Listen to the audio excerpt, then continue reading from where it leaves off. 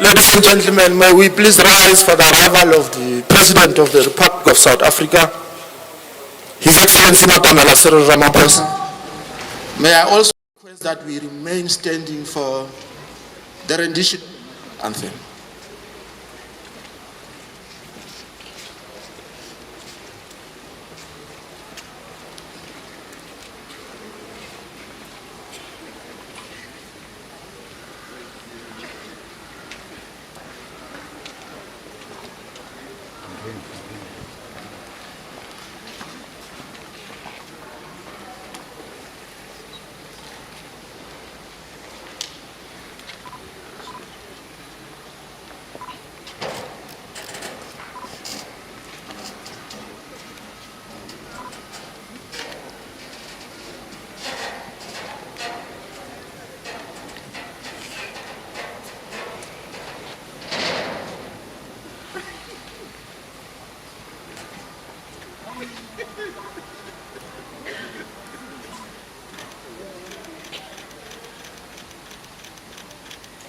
Thank you very much, President. Brass band.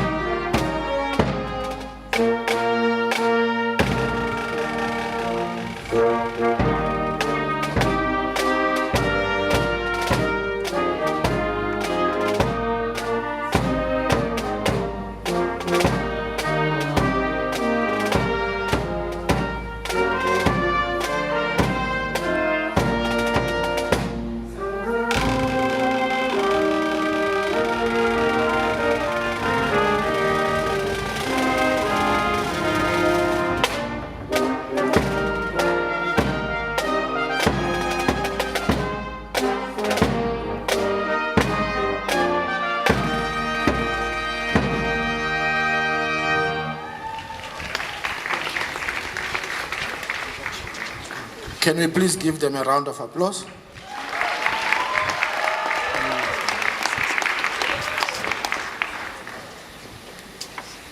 Thank you very much to the SAPS brass band.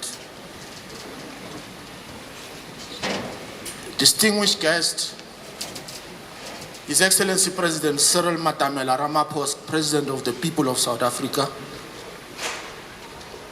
ministers and deputy ministers, the Premier of Gauteng, Ntate Panyaza Lesufi, our mother, Mama Sophie de Brain, our freedom fighter, Ntate Meg Maharaj, all distinguished guests, Dumela.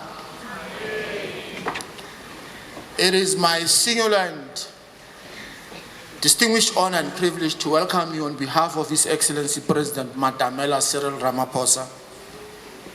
Let me take this opportunity to acknowledge the guests who have responded to the invite and decided to join us this morning.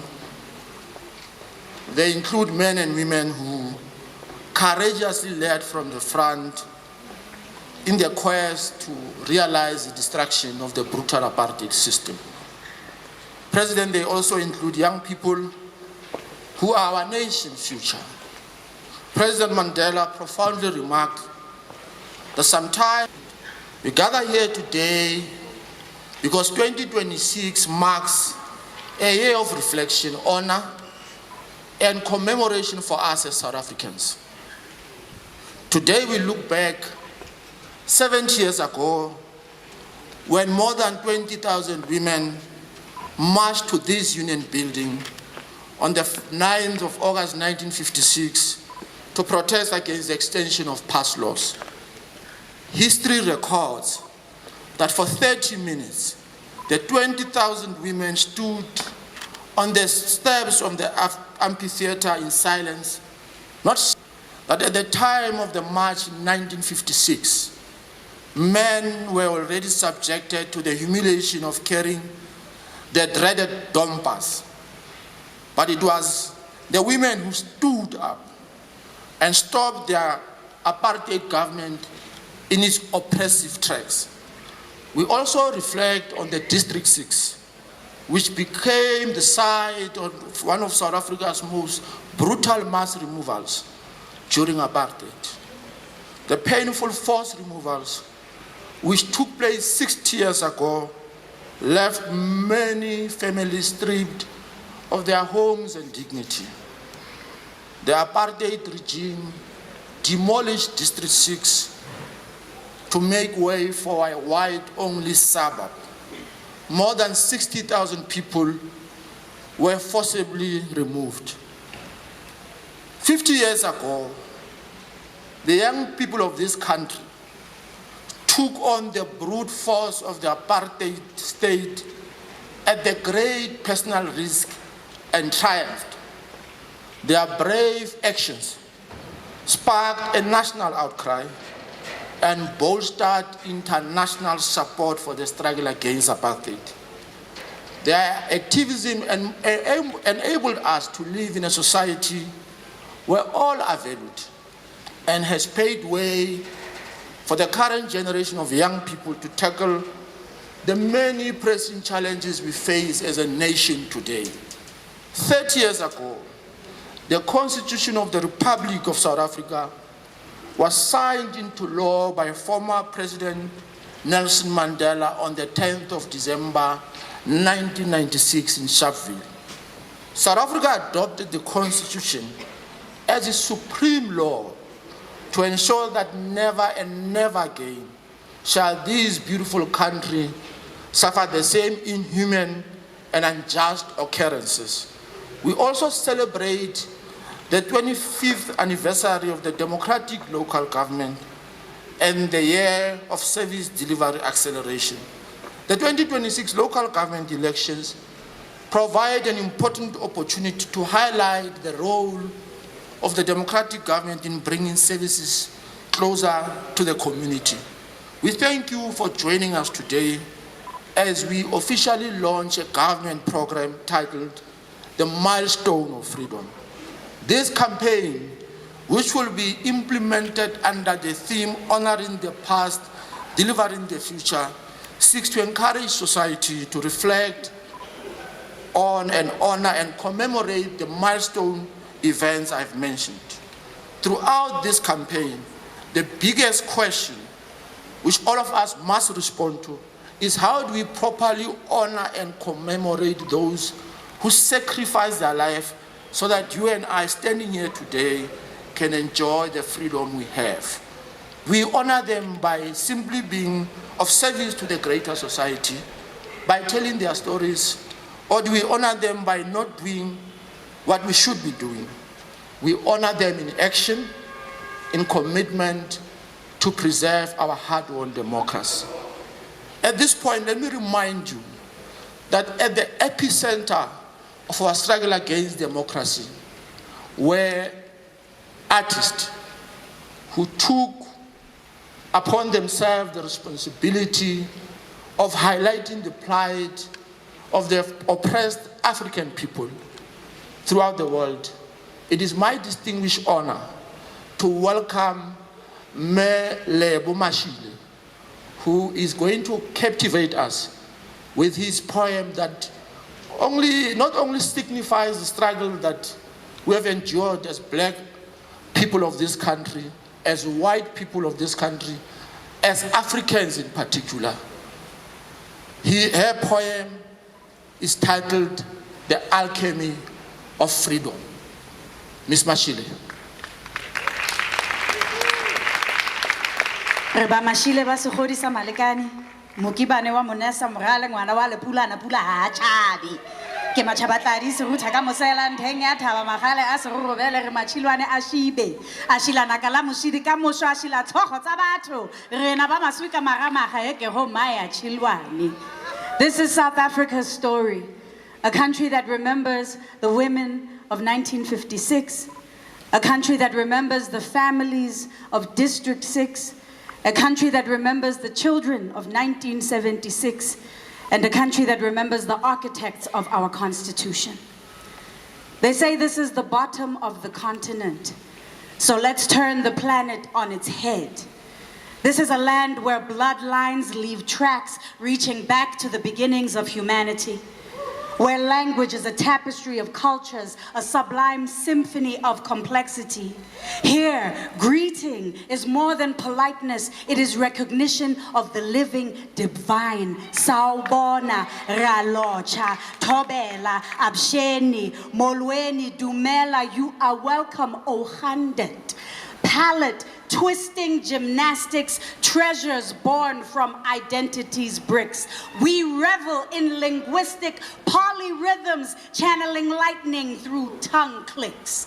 We speak from the earth. We sing from the deep. We create from the pressure that no eye can see. The dark belly of secrets only time can keep.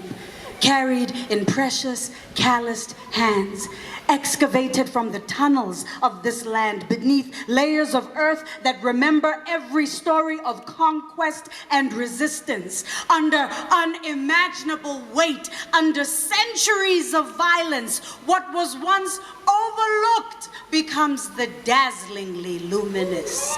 The hidden becomes priceless. Midnight gives birth to light. And so, a diamond is forged, the heart of courage, a gift from the fight. This is South Africa's story, a nation imbued with survival because we understand the alchemy of faith and the immortal power of pressure. Wealth is more than mineral resources and their share price on the global markets. Our truest abundance is the diamond of spirit made more radiant by each other. The universal truth that because I am, you are, that none of us exists alone. Through the horrors of inequality and oppression, we mirror the purity of each other's souls. We breathe life into each other until survival becomes song, until chaos becomes creation, until brokenness becomes one. To walk this specific earth is to experience miraculous energy. It is to witness how magic is coaxed daily out of brutality. It is to see how a nation scarred and split still creates wealth unseen. The diamond South Africa offers the world is its people.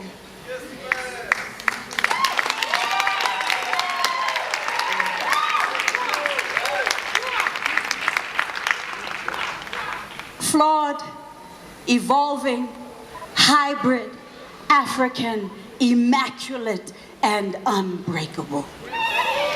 Honored guests, to walk this earth is to walk a land that knows how to turn coal into diamonds. Sorrow into song, and survival into the most immaculate gems you have ever encountered. Our footprints straddle oceans. Our wealth fuels the planet. We walk with diamonds on the soles of our shoes.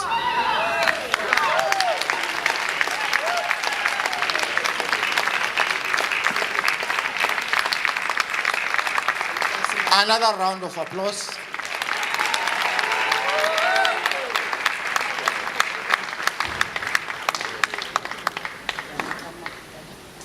We thank you for your captivating words. We will forever be indebted to the creative industry for the indelible mark that this industry has left in the life of our people and the role that it has played in the struggle for freedom. At this point, I'm going to request that you spare 5 minutes of your time to listen to a narration video of freedom, which has been brought to us by GCIS. At this point, I'd like to request GCIS to flight the video.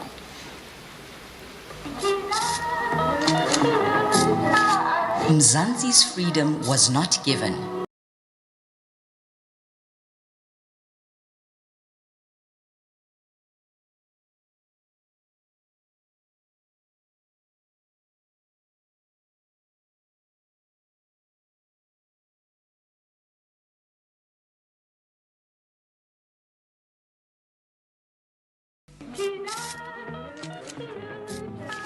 Mzansi's freedom was not given.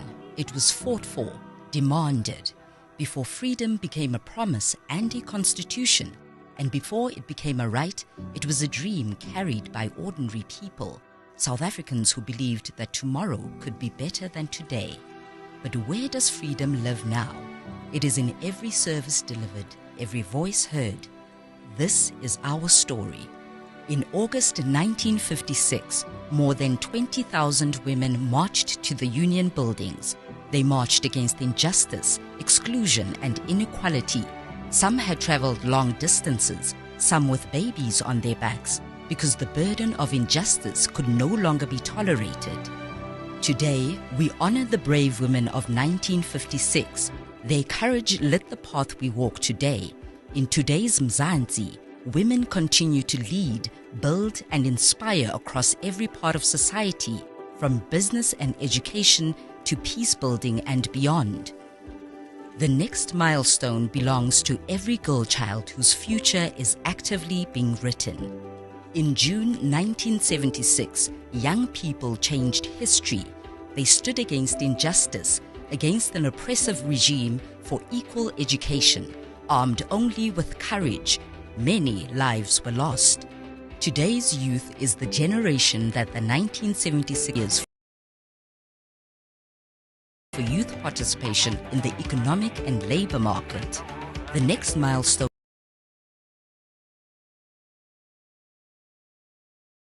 of freedom will not be inherited. It will be created by the ideas, actions, and voices of today's youth. Experience it. I can't, explain to you. You needed to be there to, the smells, when it's Eid, when it was Eid, the smells of the food of the various Muslim neighbors, it was exciting.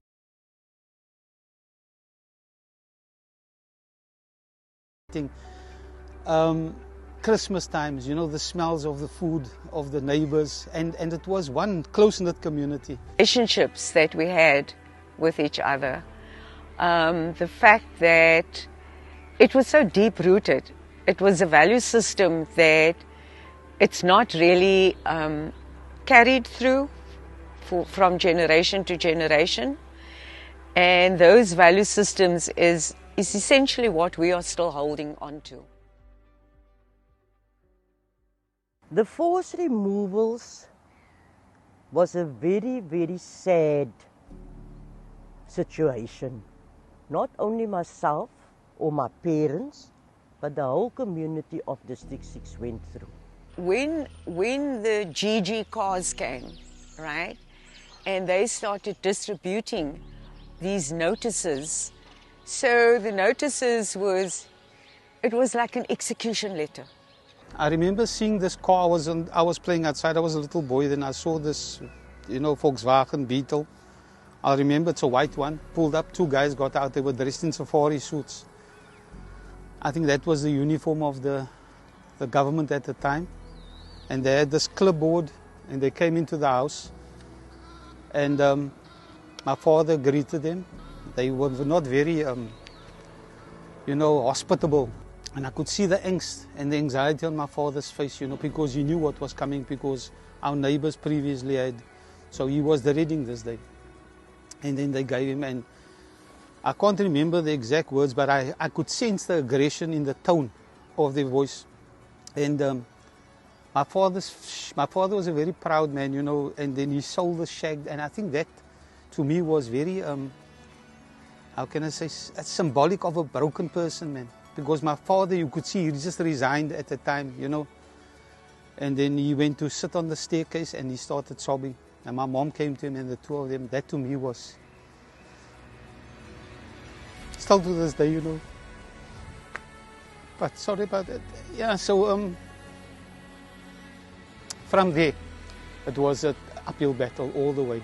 And an image that I'll never forget is the bulldozers. It's this huge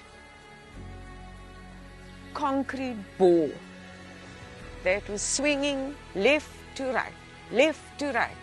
You would see buildings tumbling, dust coming, trauma, people screaming, people just grabbing whatever they could. My dad was one of the ones that, you know, sort of, he really resisted. And we asked my dad, and we were still in our pajamas, and we asked my daddy, like, why are you bringing us here? This is just sand dunes. We don't see the ocean. We don't see the mountain. Then my dad, you know, I remember him turning his back to us, and he just started crying. The new government informed the people that this was going to be a project that the people could return to because of the forced removals, and my mother was excited. She applied in 1990, if I'm not mistaken, 94, 95. I asked her one day, Mom, whatever happened? She was living in an old age home in town. And I asked her, Mom, whatever happened to your claim? She gave me the letter, and she said, I don't know. But and then the next day I phoned land claims, and this lady said, Mr. Alexander, do you know how long we're looking for your mother? To tell her that she's one of the claimants that is going to be. I remember the excitement on her face, the joy, the happiness. Well, the whole family was, you know. And that was a process, meetings and more meetings. Still we came to the point where we now were told you must collect your keys in District 6 to move into your home.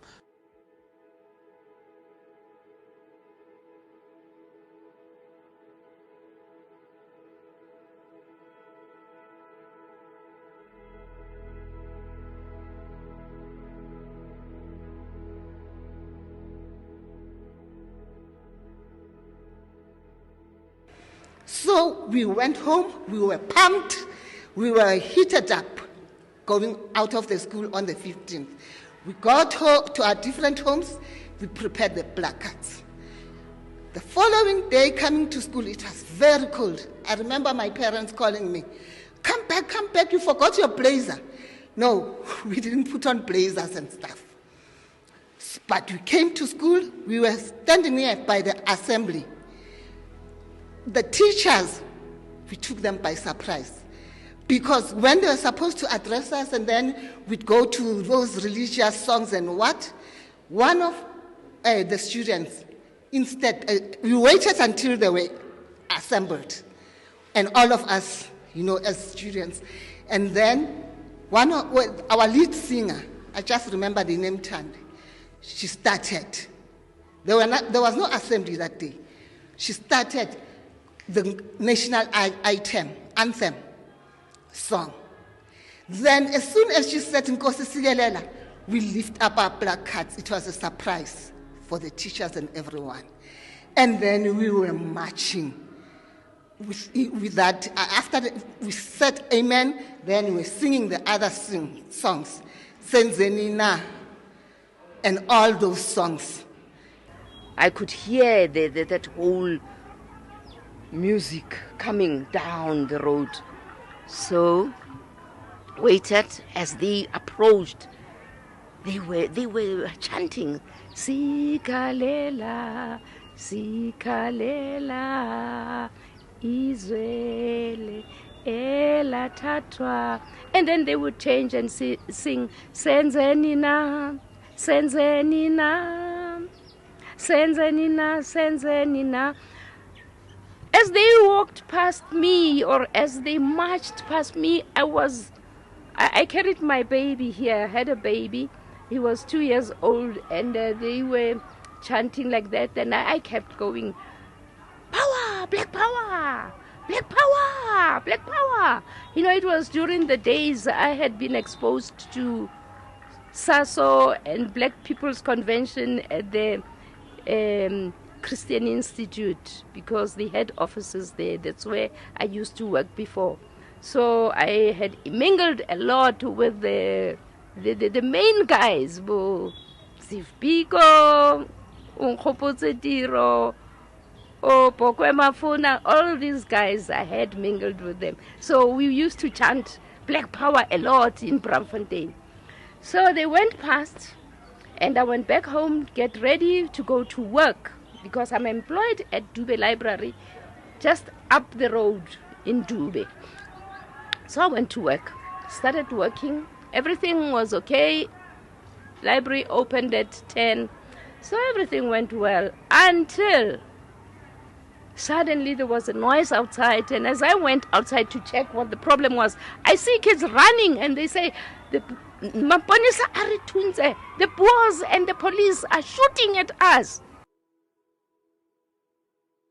So on the morning of the 16th of June, 1976, I just got up early, because I was staying at Baragwanath at the time, and just after 8 o'clock, we were called to go to the casualty, and as we weren't aware what was happening. At the time of this happening, people started pouring into the casualty for the entire day, late at night, and the next 3 days as well. But what sticks in my mind is that they came in cars, on the back of trucks, very few ambulances, because the ambulances weren't prepared for what was going to happen. You can only explain what happened if you were there and felt the pain and the suffering of the students that were brought in, the young people. Now, normally in a casualty, you'd prioritize which patients you see first and which ones you see later. We call it the triage system.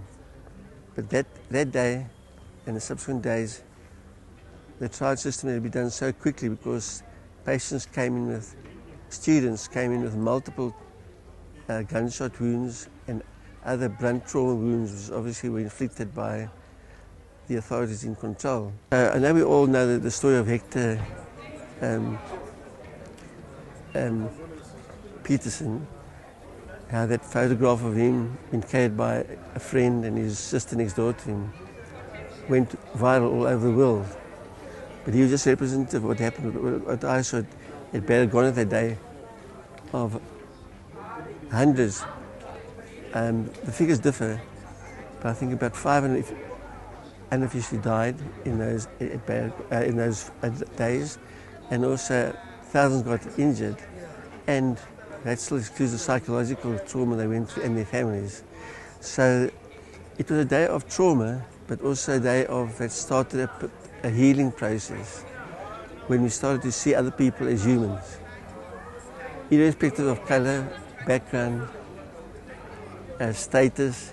We saw others as human beings.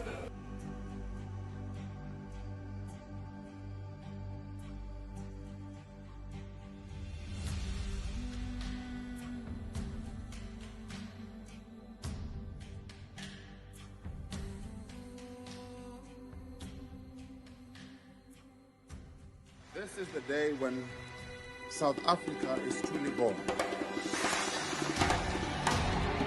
I am an African. But we refuse to accept that our Africanness shall be defined by our race, our color, our gender, or our historical origins. There was jubilation, a final constitution at last. At a stadium in Sharpeville, after 350 years of struggle, the president signed the law for our new country. Our Constitution gives us the map for the way forward. On its own, it doesn't stop corruption, it doesn't build schools, homes, or hospital We buildings. give them a round of applause. Thank you for reminding us that the march to freedom and democracy was painful and sometimes unbearable. As a generation of young leaders, we owe a great debt of gratitude to men and women who stood their ground, who lifted their hands, who summoned their courage to defeat a tyrant and brutal system of apartheid. We also wish to remind you of what Oliver Tambo, former president of the ANC, once said. He reminded us that the children of every nation are its future. A nation, a movement, a people that does not value youth and children does not deserve its future. This is what Oliver Tambo said. At this point, let me call on young people who are going to recite the preamble of the South African Constitution.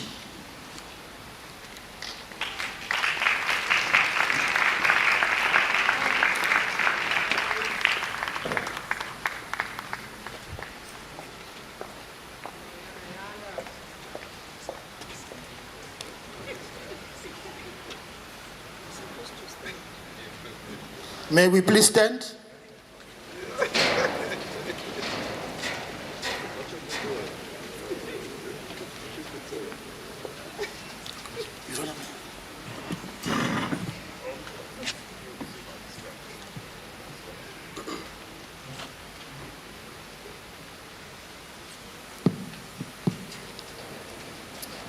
We, the people of South Africa, recognize the injustices of our past, honor those who suffered for justice and freedom in our land, respect those who have worked to build and develop our country, and believe that South Africa belongs to all who live in it, united in our diversity. We, therefore, through our freely elected representatives, adopt this Constitution as the supreme law of the Republic, so as to heal the divisions of the past and establish a society based on democratic values, social justice, and fundamental human rights. Lay the foundation for a democratic and open society in which government is based on the will of people and every citizen is equally protected by law. Improve the quality of life of all citizens and free the potential of each person, and build a nation of a democratic South Africa able to take its rightful place as a sovereign state in the family of nations.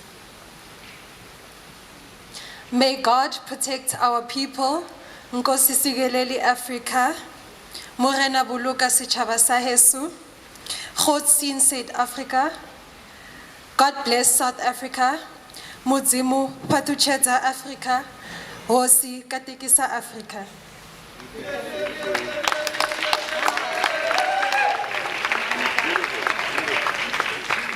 Ladies and gentlemen, may we remain standing.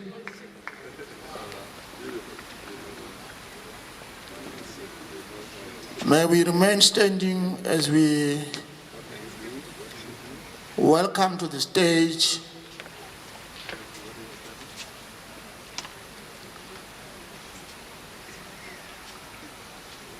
His Excellency, the President of the people of South Africa, Matamela Cyril Ramaphosa. President.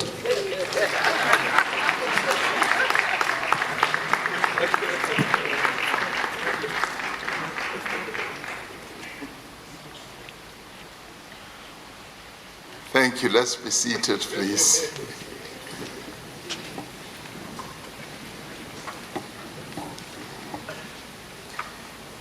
Program Director, thank you for this opportunity. I start off by extending my greetings to Mama Sophie de Bruyn, who is the only last living person who came up to this precinct in 1956 and who continues to bear witness to what happened on that day when 20,000 of our mothers, braving the cold wind that was blowing as it was August here in the Highveld, and also not fearing the bullets that could be opened as from gunfire, as they attacked, they marched onto the citadel of apartheid power. Till today, it's very difficult to have that imagery in one's head, that 20,000 of our mothers from all over the country had decided to march to this place. And we must continue to dip our heads in honor and awe in what they did and the sacrifice they made in their various activities to have us free today. So, Ma'am Sophie, we thank you. We continue to honor you, and thank you so much indeed for being amongst us. Thank you. I also want to pay tribute, now that I see him, to my elder brother, Mek Maharaj, who is wearing a cap looking like a tsotsi. And thank him for being amongst those who have paid heavy sacrifice throughout his life, that he's still able to join us as we commemorate all these other very momentous moments in the life of our country. And ministers, deputy ministers, Minister Nchabeni, minister in the presidency, is responsible for this, and other ministers, and indeed our premier here in Gauteng, our mayors, and leaders of various formations and organizations who have joined us to memorialize these very important milestones of our march to freedom and democracy, and veterans of our struggle who are here with us today. So I extend my greetings and say, Dumelang, Sanibonani, Dumelang, Kaufela, Huyamore, and good morning. It's a real honor and a privilege for me to stand before you on a day like today to launch the Milestones of Freedom program. We celebrated, or commemorated better still, June 16 at the FNB Stadium in Soweto, where for quite a while, as we all stood there, we sought to remember how June 16, a key milestone in the life of our nation, was a foundation that laid the intensification of the struggle and enabled us to be where we are today. Over the course of this year, our nation will together remember where we have come from. We will also honor those who carried us here, and we will renew the promise that we made to one another at the dawn of our democracy. It is important for us to remember not only the events of past, but also to remember those who enabled those events to unfold and to develop. In the span of a few short months, the calendar of our history brings together 4 anniversaries that when woven together, tell a story of who we are as a people. They speak of oppression and dispossession, of courage and resistance, and of restoration and rebuilding.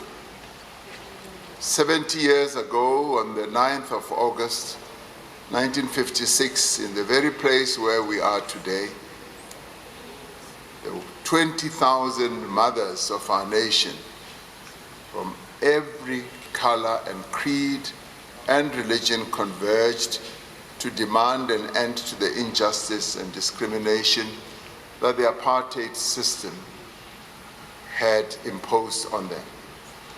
They came from the cities, they came from the countryside, and they came from the factories and from the farms, many with their children strapped to their backs. And we hear stories of how women left their working place on that day, just walked out of their factories, walked out of various workplaces where they were. One that I heard of, Auntie Sophie, was how one was working as a domestic worker. And she just took off her vryskot, as we called it, put it aside, and decided to join the march. And the women of that day had decided that they are going to embark on this march in their beautiful clothes. They wanted to be seen as the beautiful ladies that they are. They came to say to the apartheid state in a single defiant voice that they would not carry the hated dompas, that they refused to carry the dompas. They stood in silence, as we have heard, for the 30 minutes. Now, I've often imagined how, standing wherever they were standing, right here in this precinct, 20,000 of them, and a number of them even wearing high heels. I was looking at the two young women who came here. They were wearing high heels, and I said to Minister Motshekga that these are students, and today's students wear high heels. I imagined those ladies standing here on these stones, wearing high heels, standing quietly, without talking, without whispering to each other, without singing, quiet for 30 minutes. And I've often said, I bet that many of us would not be able to do so and stand for 30 minutes because we are so talkative these days. But they stood here stoically and quietly for 30 minutes. That silence spoke volumes, and that silence echoed through the walls and the rooms of this building. And then they sang the words that have echoed through the decades. Watinta bafazi, watinti mbogodo. You strike the women and you strike a rock. And today we memorialize what they did by having two rocks right up there, the entrance of this place. One dug out like a calabash, a rock still, and another which grinds. And as we often receive various heads of state coming here, I meet them outside and I leave them and I get them to stop and I explain what happened here in 1956. I show them that memorial that signifies precisely what happened. And as we walk down, I get them to stand at the bottom and see the letters that have been written on these steps to show that this, in our view, is a very sacred place. Sacred because it memorializes what happened here in 1956. We pay tribute to those women who carried the thousands of petitions to the door of Prime Minister J.G. Stradom. They were Lillian Goy, Helen Joseph, Rahima Musa, and Mama Sophie Debray. They carried thousands and thousands of them. There's a beautiful picture of all these 4 mothers, and a beautiful, they were all beautiful, but still a beautiful looking Sophie Debray. She was so beautiful then. We remember the thousands whose names history did not record, but whose courage built the foundation on which our democracy stands. Now, this march was preceded by many other marches of the mothers of our nation throughout the country. In the Free State, the women of our country marched. In the Cape, in the Transvaal, as it was called, in KZN, in Natal, as we called it then, they all marched and protesting against the carrying of passes. Those women, mothers of our nation, taught us that there can be no freedom for our nation while half of our people are not free. Today, we honor those women not only with our words, but with our determination to finish the work that they began. We honor them by expressing our determination to finish the job. 60 years ago, in February 1966, the apartheid government declared District 6 in Cape Town a whites-only area under the Group Areas Act. And in the years that followed, more than 60,000 people were torn from their homes and their churches and their mosques and their shops and were scattered across the Cape Flats. They lost everything that they had. They were dispossessed. And I often invite people to imagine what it feels like when someone just arrives at your home and starts to destroy your house. And all they possibly could allow you to do is to take your clothes out, those that you will wear on your back only. And then start the process of destroying your house, demolishing it, and then sending you off to a barren area. That is what many of our people have suffered. I saw this earlier this year in Limpopo, after the floods in Guyana, where I was taken to a spot where I was told that there were 16 houses here, President. All those 16 houses are no longer here. They were wiped away by the floods, and they were big, beautiful houses. And I imagined how those families felt as they came back and found and ran out, I guess, as their houses were being swept away. This is what also happened at District 6. This is not only at District 6 that it happened all over the country, in Sophia Town and many other places. Yes, this is what we remember today. The people of District 6 were not alone. Across our country over many decades, the same cruelty was unleashed upon the people, yes, of Cato Manor, Sophia Town, and countless other places whose names are written in the memories of the dispossessed.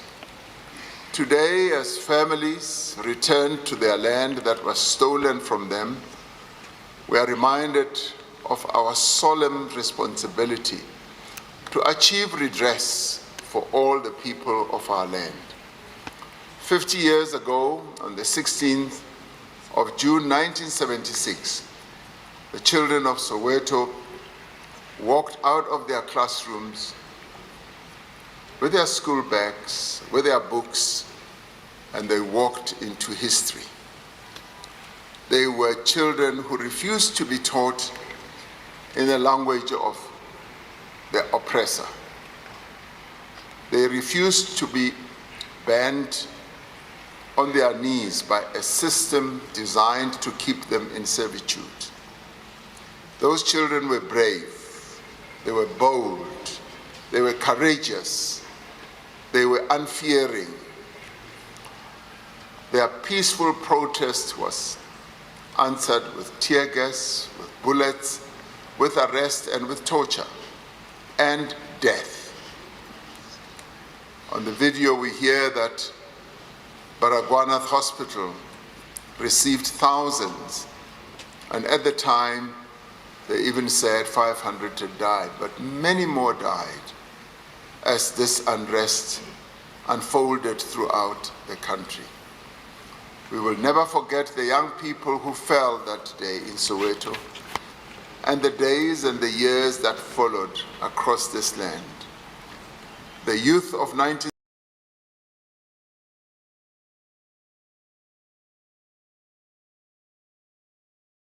showed the world that a system that has been built on injustice cannot endure forever.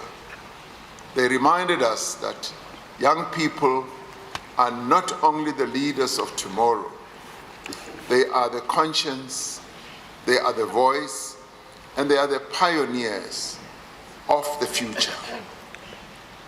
30 years ago, on the 8th of May 1996, having endured all these hardships, having resisted the past laws, the forced removals, the injustice of Bantu education, and having fought a courageous struggle for freedom, the people of South Africa, led by the likes of Nelson Mandela, who in the 40s was also a young man, led by the likes of Oliver Tambo, Walter Sisulu, Mama Sisulu, and many others, led this country to adopt a new democratic constitution. The youthfulness that carried them through the years and the courage that was deeply embedded in their being is what finally produced what we now call the Constitution of South Africa. The Constitution begins with the words, "We the people of South Africa," and in doing so, the Constitution reaffirms the fundamental principle that this country belongs to all who live in it, black and white, united in our diversity. Our Constitution declared that we would heal the divisions of the past, that we would establish a society that is based on democratic values, social justice, and fundamental human rights, that every person, regardless of race, regardless of gender or belief, would be equal before the law and equal in dignity.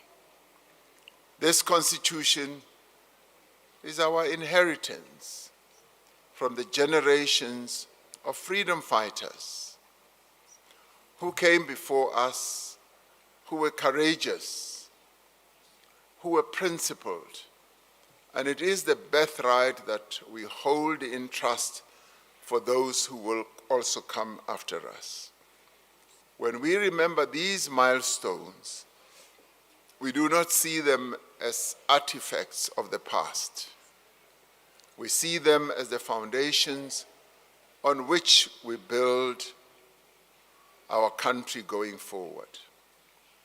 They are a reminder of the work that we also still need to do. There are still South Africans who go to bed hungry, still young people without work, still communities living in fear of criminals. There are still South Africans waiting for the dignity that freedom promised.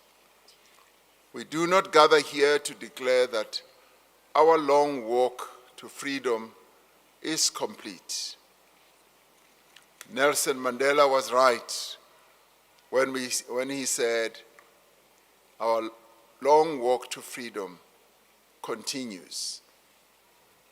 And he symbolized it by even saying, we cannot tarry for too long in one place because there are still hills that we've got to climb, a long journey that we've still got to undertake. Rather, we gather here to acknowledge the great progress that we have achieved together as free South Africans and affirm our commitment to complete the task that history has bestowed on us.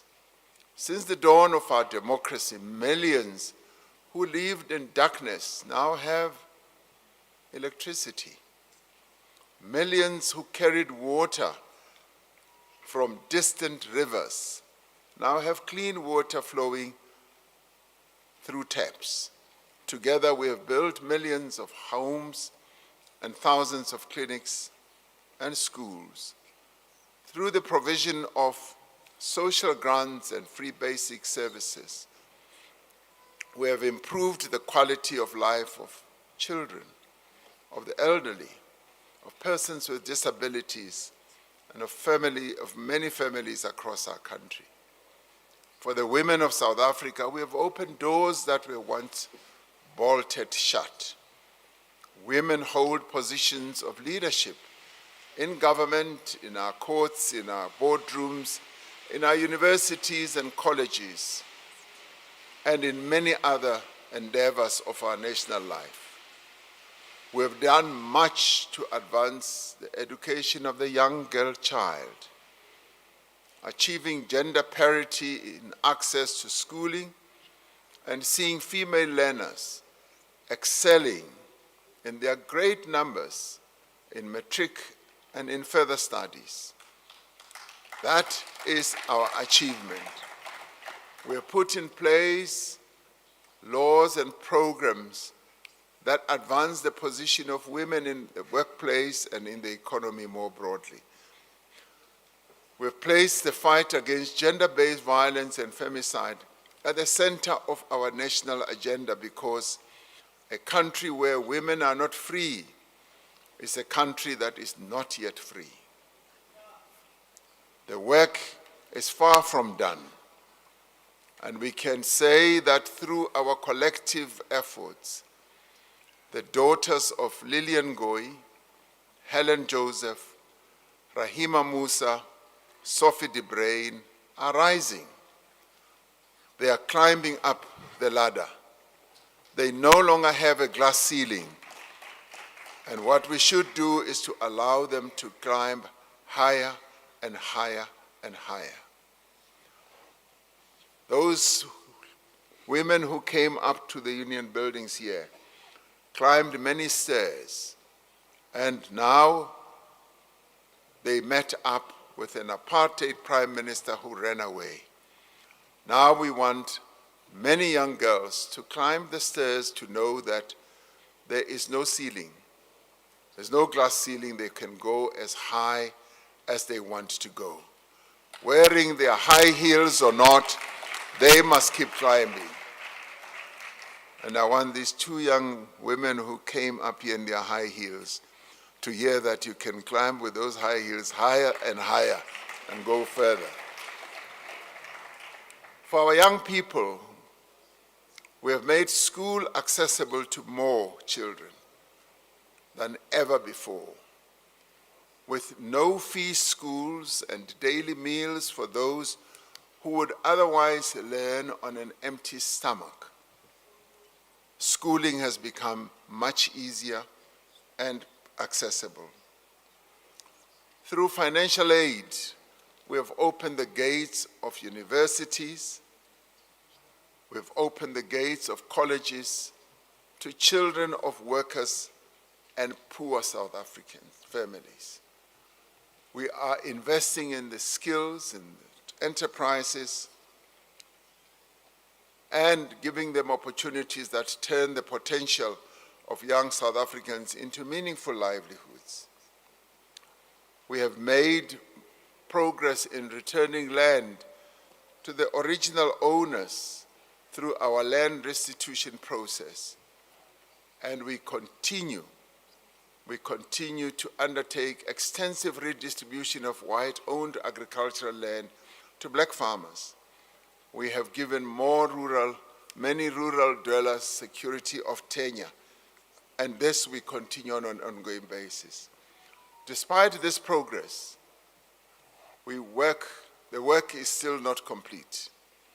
We are committed to continue until we can say with confidence that the land belongs to all who live on it and who need it. This is what the Freedom Charter has built. So the Milestones of Freedom, our program, is a commitment. It is a recommitment on our part. It calls on us to work hard and to ensure that the work that remains is work that must be done. It calls on us to grow an economy that includes everyone, not only a few. To achieve this, we are removing the obstacles to investment in our country, fixing our energy supply, rebuilding our ports and railways, and backing the small businesses and entrepreneurs who are creating jobs. An economy that is inclusive and growing, that reaches every township and village, is the surest instrument we have against poverty. An economy that creates jobs, particularly for young people, is the greatest guarantor of a secure and prosperous future. We continue to expand the pathways from classroom to workplace. We are strengthening our partnership with business, with labor, and with civil society so that no young person is left to wait year in and year out for a chance that never comes.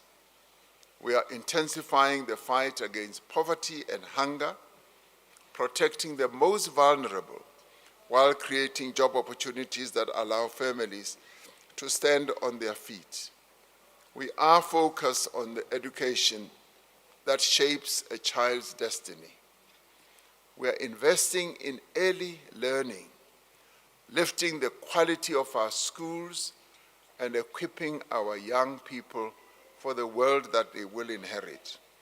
One of the areas that we committed from the dawn of our democracy was not to start focusing on early childhood development.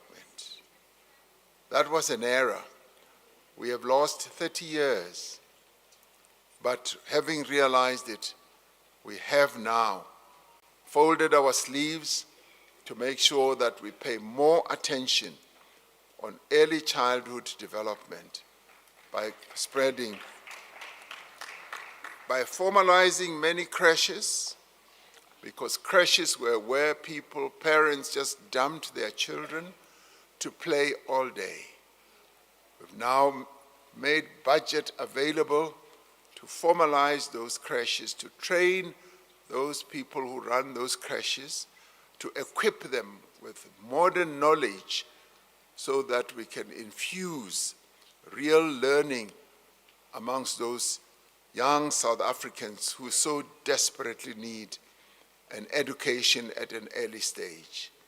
So we are focusing on that, and we want to see that increase to cover all the 7 million young children who are running around in creches, bringing them into early childhood development. That is a promise that we make, and that is an objective we will fulfill. And we are building a health system that serves all our people, ensuring that access to quality health care is never again determined by a person's ability to pay.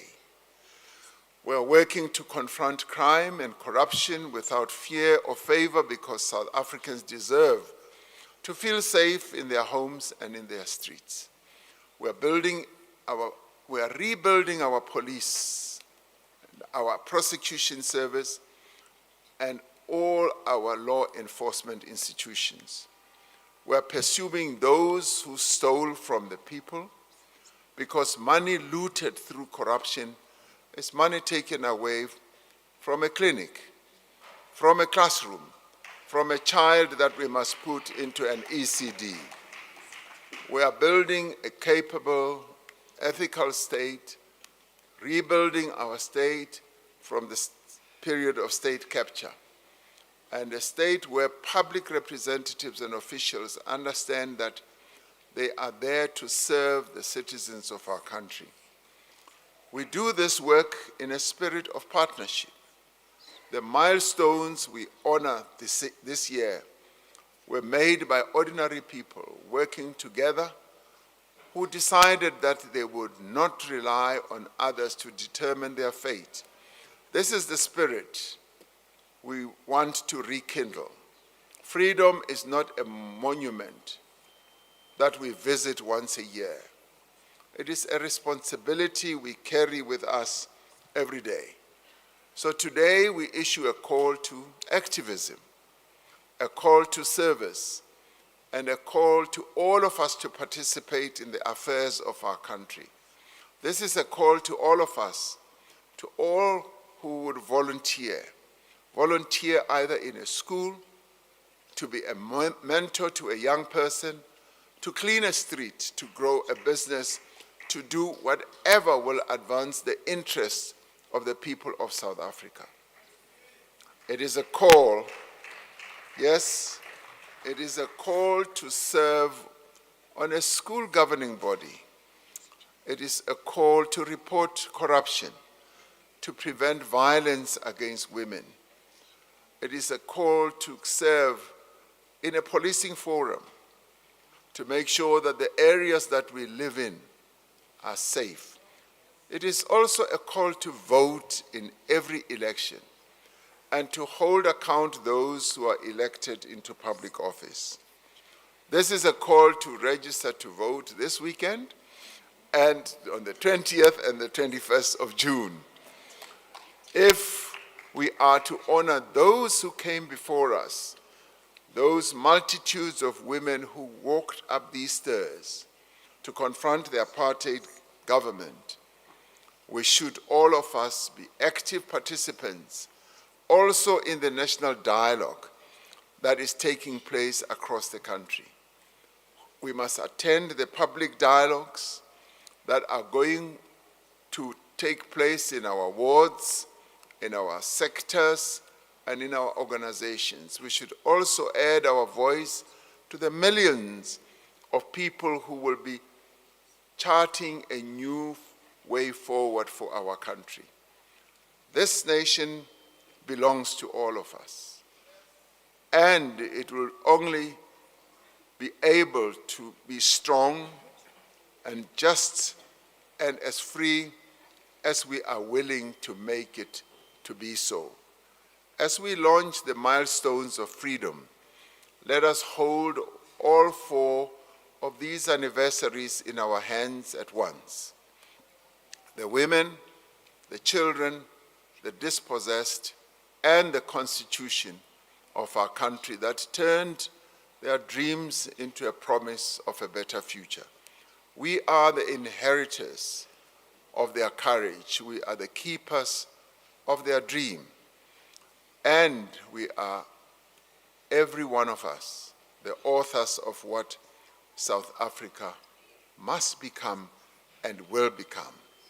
Let us together build the South Africa of which our forebears dared to dream, united in our diversity, equal in our dignity, and free at last. So today I also say, Nkosi sikelela i-Africa, Morena abuluke sitjhaba sa Yesu. God bless South Africa, God sien South Africa. Mudzimu apathuchedze Africa Chipembe, Hosi ukatekisa Africa. And I thank you all for being here. Thank you so much.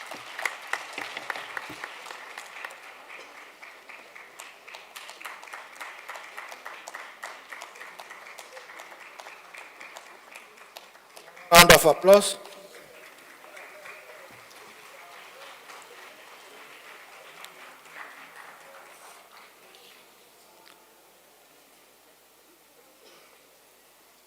Much, President. Freedom is not a monument that we visit. Thank you, President Cyril Ramaphosa, for giving a comprehensive account of our journey towards democracy. Thank you for reminding us of the sacrifices of the women folk who suffered triple oppression at the hands of the apartheid regime. Class, gender, and what else? And race. Class, gender, and race. Thank you for reminding us of the gallantry of young lions. Tsietsi Mashinini, Enos Nguchani, Seth Mazibuko, Hector Zolile Peterson, and many other distinguished young freedom fighters who laid down their lives so that you and I can enjoy the fruits of our hard-won democracy. At this point, let me take this opportunity to invite cultural groups that are going to render cultural items. King of the Street Dance Group, Chochekani Magaza Group, please come and captivate us with your musical items.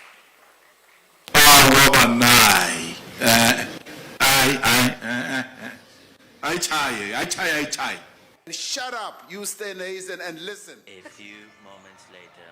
You need to show me how you feel whenever you feel.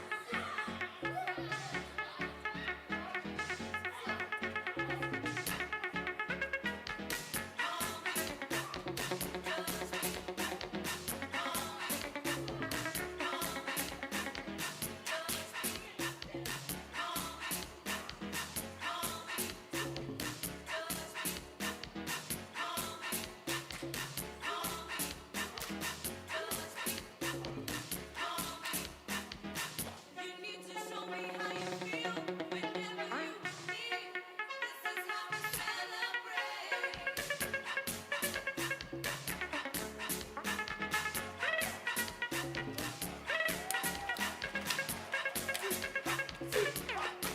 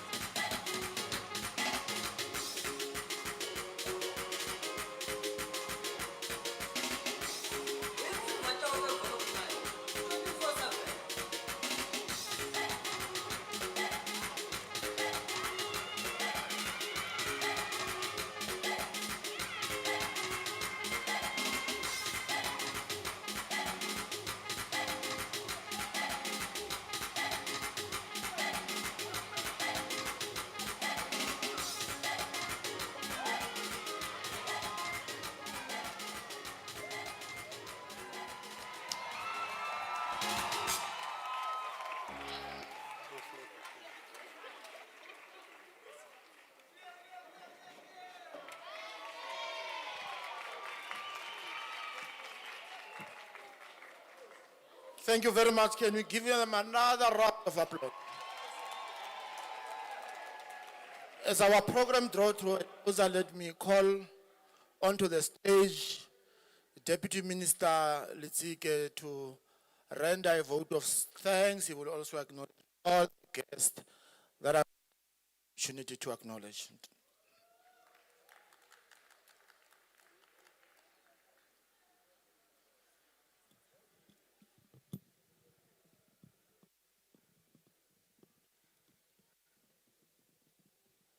Program Director, Deputy Minister Morolong, His Excellency President Cyril Ramaphosa, our President of the Republic of South Africa, ministers and deputy ministers present, representatives of government, business, organized labor and civil society, youth leaders and organizations, our artists and cultural practitioners, members of the media, fellow South Africans, good morning. A vote of thanks can easily become an administrative exercise. A list of names, polite round of applause, and then lunch. But today our gratitude carries a deeper significance. Say the launch of the Milestones of Freedom campaign is to acknowledge that freedom was never donated to us. Our freedom was imagined, organized, and was fought for by generations of South Africans who believed that this country could become more just, more humane, more equal than one they have inherited. Mr. President, I must say, let me start by extending a sincere word of appreciation on behalf of all South Africans for your leadership in reminding us that through your address, the theme of this campaign, honoring the past, delivering the future, contains both memory and obligation. It's asking us to look back honestly, but it also does not allow us to remain there. It invites us to celebrate the progress we have made, but it also requires us to confront the distance that remains between the promises of democracy and the daily lived experiences of many people. Program Director, the milestones we have commemorated and we will be observing this year tell one continuous South African story. The 70 years of the 20,000 women of all races that marched, which our president eloquently reflected on. The 60 years ago, District 6 was declared a whites-only area, setting in motion the destruction of homes, the forced displacement, and deliberate fracture of a vibrant community. The 50 years ago, the young people of Soweto refused an education designed to diminish their minds and restrict their future. 30 years ago, our constitution gathered the aspiration of this struggle into an intersectional democratic commitment to human dignity, equality, accountability, and the rule of law. We also reflected on the 25 years of democratic local government and the importance of service delivery acceleration. These milestones are connected to a common demand that every South African must have the right to belong, to participate, and to be heard, as well as to live with dignity. And we heard these moments are not just dated museum relics, nor are they self-awarded medals that our nation places upon itself. They are markers along a road that remains unfinished. They remind us that every generation receives freedom in an incomplete form, and it's us to carry it further. And we honor those who fought before us. We honor them through the equality of schools in Thohoyandou, through the household taps in Kabokweni, the safety of women, LGBTI persons in Lusikisiki, the opportunities available to all young people in our republic, the accessibility to all public services for persons with disabilities, vulnerable groups in municipalities, because they raise legitimate concern. The true limiters test our democratic project, as it's articulated by Utata Nelson Mandela on the occasion of the inaugural State of the Nation address for our democracy, must always be measured in the lived experiences of democracy that our people can see, feel, and touch in their daily lives. And once we reflect on these, we should know that the list is long that South Africa has achieved since 1994. If I start on that, we will not leave. Nevertheless, progress is not an argument for complacency. It is the foundation from which we must do more. The responsibility is especially important as citizens prepare once again to exercise their democratic right to vote in the forthcoming local government elections. The ballot is not a favor granted by government. It is a hard-won instrument of public power. Many of those we honor through this campaign were denied that instrument. Others were imprisoned, banished, or killed so that the future generation could possess it. So as we approach the voter registration weekend, I want to rehash what our president said. This voter registration weekend on the 20th and 21st June We encourage all eligible South Africans, particularly the first time and young voters, to register, verify your details, and ensure that you are correctly registered in your ward where you ordinarily reside.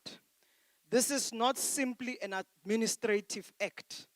It is an affirmation that citizens can have both the right and the responsibility to shape their communities in which they live.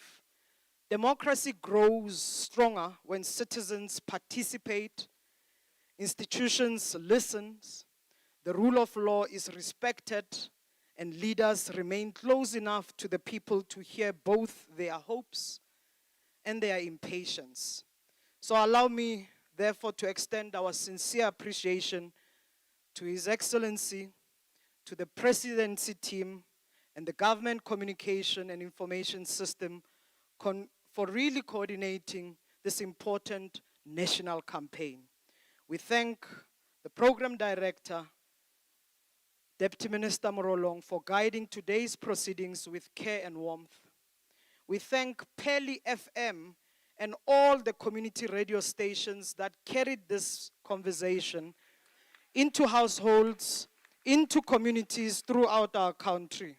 Community radio remains one of the greatest democratic instruments of our society because it allows the nation to speak not only from the official podiums, but also in the townships, in the villages, workplaces, and ordinary homes.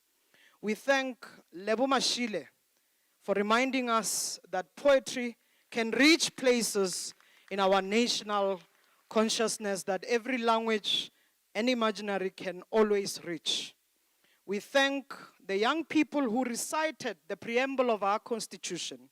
Hearing those words in your young voices reminds us that the Constitution is not merely an inheritance from the past. It's a living promise entrusted to the future. We thank the South African Police Service brass band, the Tsonga dance group, the Pantsula dancers for demonstrating that culture is not simply decoration around democracy. Culture is one of the ways through which a nation resembles itself, remembers itself, celebrates itself, and continues to imagine itself anew. To our sign language interpreters, Innocent Lesego and Pel Mbolekwa, thank you for ensuring that this national occasion is more accessible. Your presence affirms a simple but important principle. A national occasion must belong to the whole nation. Freedom that cannot be accessed, understood, or experienced by everyone remains incomplete. To the protocol officials, the technical crews, security personnel, communication teams, organizers, the exhibitors, and I want to invite all of you. There's exhibition just down the stairs. Experience it, support the exhibitors there, the cleaners, the caterers, and every person whose work becomes invisible once the microphone are switched on. We see you and we thank you. National occasions succeed because many hands carry them. We also thank the ministers and deputy ministers, our partners from business, organized labor, civil society, and youth organization, as well as every South African who joined us here at the Union buildings and followed through the proceedings on community radio station and media platforms. The future cannot be delivered by government acting alone. It requires a social compact in which the state leads with integrity, community participate actively, business invest responsibly, workers contribute their experience, and civil society continues to organize, advocate, and hold power accountable. A milestone only becomes meaningful when it changes the road ahead. As the young anti-apartheid leader, Steve Bantu Biko once wrote, "In time we shall be in a position to bestow upon South Africa the greatest gift possible, a more human face, close quote.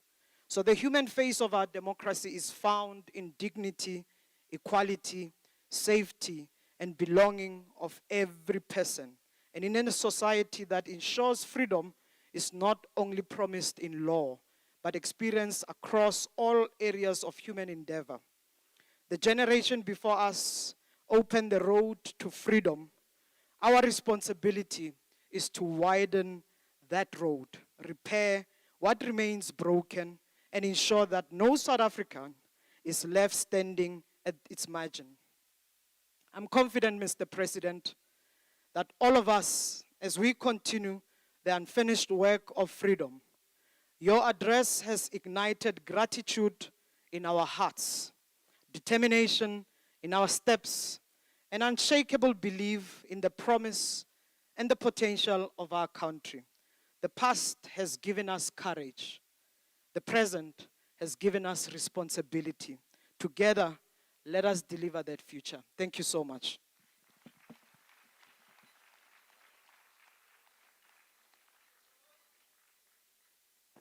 Ke a go leboga Mapaseka Steve Litsike. I think it would also be remiss of us if we do not acknowledge the presence of the president of COSATU, Mezingizwa Losi. Dumela Maicho.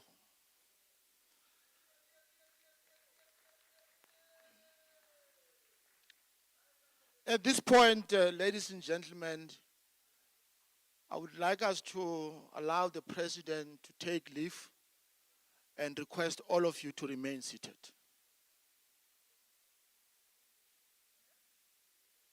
Seated.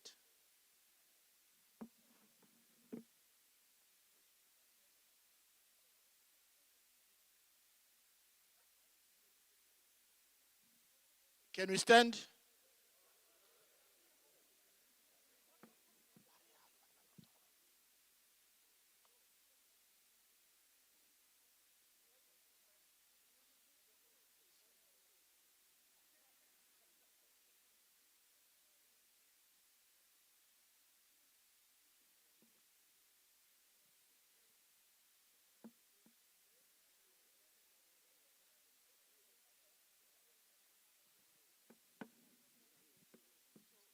Thank you very much, President.